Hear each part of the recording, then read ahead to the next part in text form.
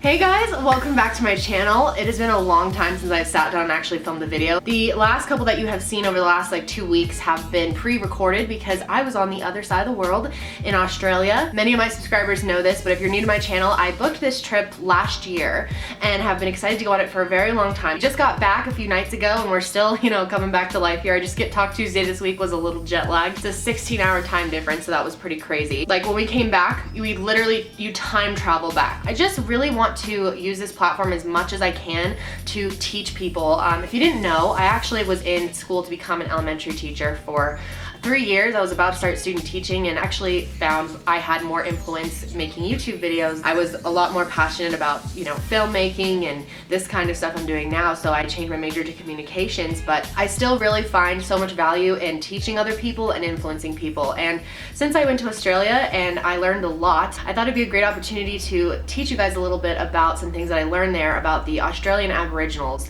and their amazing culture and history, and just history that, isn't always so good.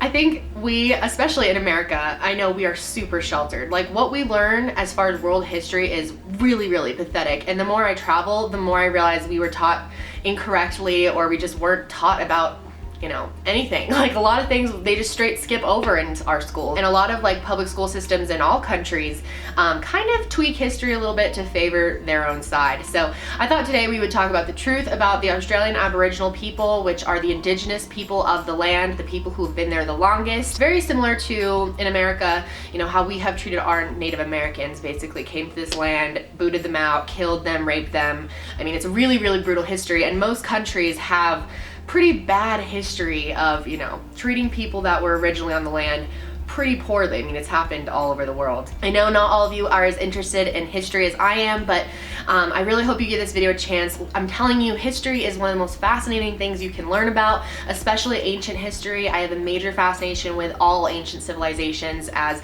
I think they're the closest that we might get to having answers to why we're here and what the meaning of life is. So I really take what, ancient cultures and civilizations have followed for years and years and years. I take it very seriously and I love to learn about it, even though if I don't believe it, or I don't have any strong beliefs in really anything, I still like to learn about it because I think if anyone's close, it's probably them, since it goes back so very far. I want to use this channel to teach people about things that they may not know in history as much as I can. So there will be more history videos on this channel, so definitely give me a thumbs up if you like this video. But let's go ahead and get started. So if you want to see more of my trip in Australia, I do have a vlog channel if you didn't know. It's called KendallRae. I will leave a link in the description box. I'm slowly uploading our vlogs. I have pretty much all of our Sydney vlogs out now, and next vlogs will be Melbourne, and then we move to Cairns. And I'm sure many Americans don't know how to pronounce words there, but it's sort of like the Australian accent is kind of like a very classy Boston accent. Sydney and Melbourne are both really hustle bustle cities, beautiful cities, wonderful people. Every Australian I met was just so nice. I fell in love with that country, oh my gosh. I think my favorite place that I went was Cairns, and that was because it was filled with culture, ancient culture, and I got to be completely immersed in nature. Got to go to the Great Barrier Reef, which was really cool.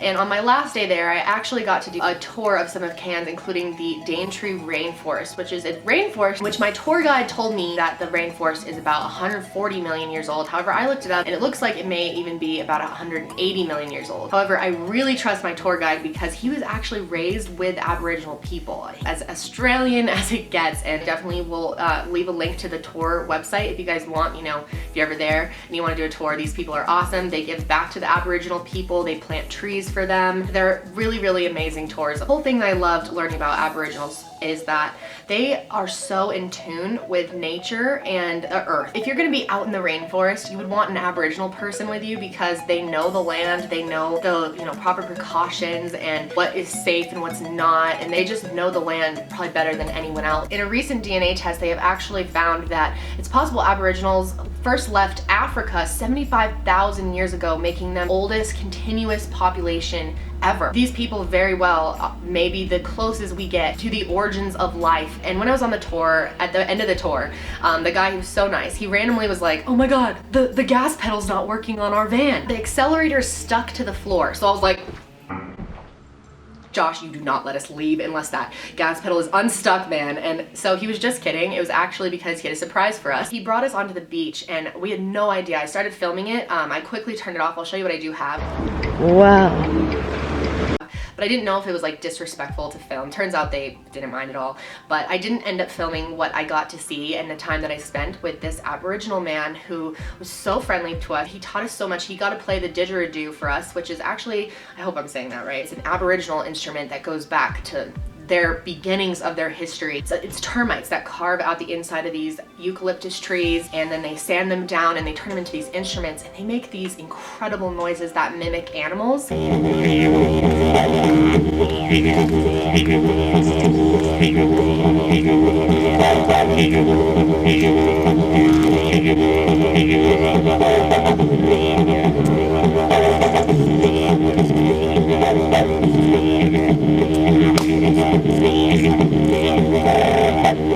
Aboriginal people truly see animals as like spirits and should be worshipped. The land around us should be worshipped, and so they do so with this instrument. So Aboriginals, often referred to as Aborigines, which they don't like that.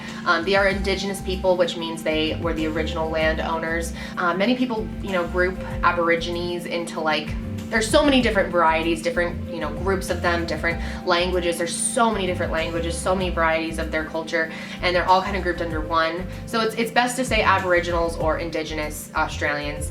But anyway, on August 22nd of 1770, Captain Cook discovered Australia. He was a British explorer and he named it New South Wales. And just like most explorers back then, they didn't really discover these places, they rediscovered them, but they were already being lived on. They basically came in, stole the land from them, raped women and children, killed so many people. It's unbelievable how badly they were treated. They brought disease, they starved them, they took their supplies. They basically just came in and stole Australia. Now every country has a bad past, and with our Native Americans here, we still have issues. I mean, you look at the Dakota Access Pipeline and all the protests going on, we still do not have respect for the original landowners here. It's the same thing in Australia. I mean, it's pretty much the same everywhere, and it's not the current Australian people's fault, but the government still does not do, I think, enough to help them and make up for the loss. They do have a National Sorry Day, but it doesn't really cut it, man. The media has portrayed Aboriginal people so terribly. They are often shown as drunks, domestic violence issues, unemployment, homelessness. They have a lot of issues in the community, and they do. There's a lot of problems.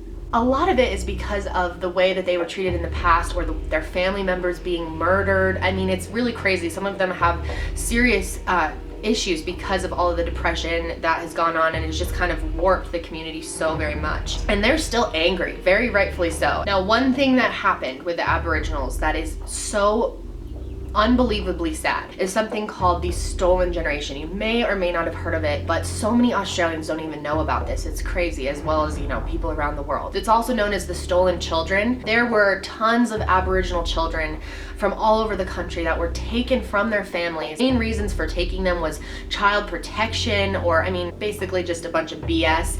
They stole so many of these children. It really has angered the Aboriginal people, which I can't even imagine. I would be furious too. So many people became depressed after their children were taken, and now the Aboriginal people only make up about 3% of the population in Australia and are quickly being forgotten. A lot of their languages are being lost, a lot of their stories. They try as much as they can, because I think with the Aboriginals, it's all about keeping the story alive, keeping the words of their ancestors and their history alive through song, through story, but some of it gets lost. They cut down their trees, they take their land, and it's harder and harder for them to keep their culture alive in this fast-paced world with such different values. But I did get to learn a little bit about their culture, and there's so much to learn. So if you really want to learn more about Aboriginal people, I would suggest doing your own research. But I do want to share a couple of things, just because I thought the least I can do for getting to visit their amazing land, their beautiful rainforests, and spend time with one on the beach. And he shared all this information with me. I thought the least I can do with this YouTube channel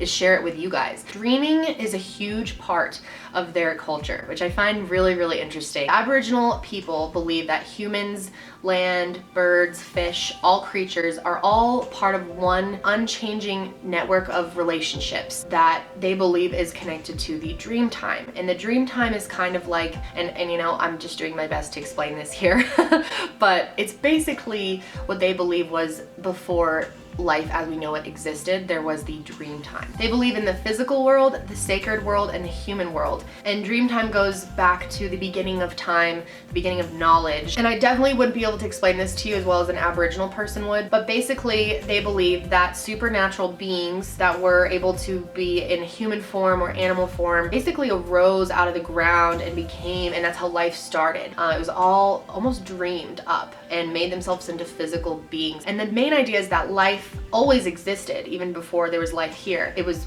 brought into human form, physical form. They believed that the earth was actually flat, darkness, just like a silent nothingness, and all true beings, you know, as our ancestors, broke through the crust and started life as we know it. They talk about a lot of these things through story passed down over the years. They have many, you know, rituals and sacred spaces where ancestors used to be, caves that they believe if you sleep in them, you're protected or blessed by an ancestor as long as you respect them. And they believe that every person essentially lives in Dreamtime forever.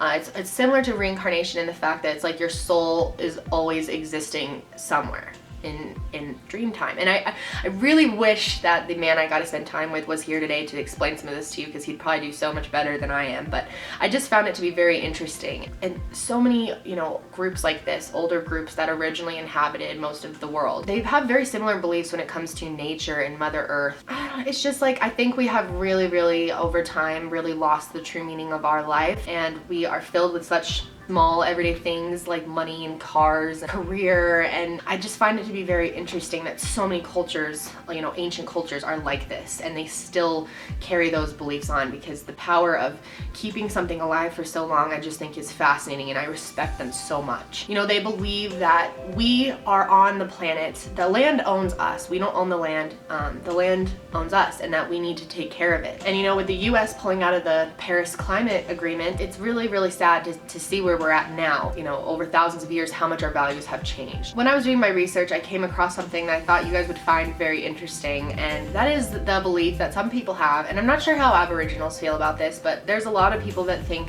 that maybe some of these supernatural spirits were actually some type of extraterrestrials from another planet that came here. I know that sounds kind of crazy to some people, but there are these cave drawings, and I hope I'm gonna say this right, but Wandjina, very sacred thing in Aboriginal culture. In the Aboriginal mythology, they were actually cloud and rain spirits who during the Dreamtime painted their images of humans but without mouths on cave walls. It has been said that if they had mouths, the rain would never cease. My name is Julie Wangaran. I come from Iminji community. So Wandjina is our creator, he's our protector, he's our god basically. He represents the Ngarinyan people, the Wurawara people, and the Wunambam people. They are the only 3 tribes that can paint the Wandjina. Stories from the old people and them telling me what I can and can't paint the Wandjina with. And being from the Ngarinyan tribe, I can only paint the Wandjina with freshwater animals and freshwater stuff. Whereas the other 2 tribes, they're part of the saltwater Wandjina people, but we're all connected. I think it is very interesting that so many cultures, Egyptians, have depicted very similar alien-looking symbols on their caves. I feel like I'm on an endless quest to find the meaning of life. I mean, how so many people are, right? I mean, that's like the one thing when I die, I'm like, I better be able to find out some of this stuff, right? You know, I don't know the truth about where we come from or what the meaning of life is, obviously, but I do think that ancient civilizations are the closest that we're gonna get to figuring it out. So I want to know what you guys think. What do you think of Aboriginal culture, indigenous cultures in general around the world, and how they've been treated? But the Australian Aboriginals have been through a lot of BS, man. So I do have a couple of interesting articles more about their culture, more about them, some ways that you can help give back to them, as well as petition to, you know, push back a little bit against the government. I hope you guys enjoyed this video, learning a little bit more about the Aboriginal culture. Definitely do some more research on it. I obviously didn't have time to jump into that much, and there's so much to learn. But that's it for me today, guys. Be sure to like this video if you enjoyed it, and I will see you next time. Bye.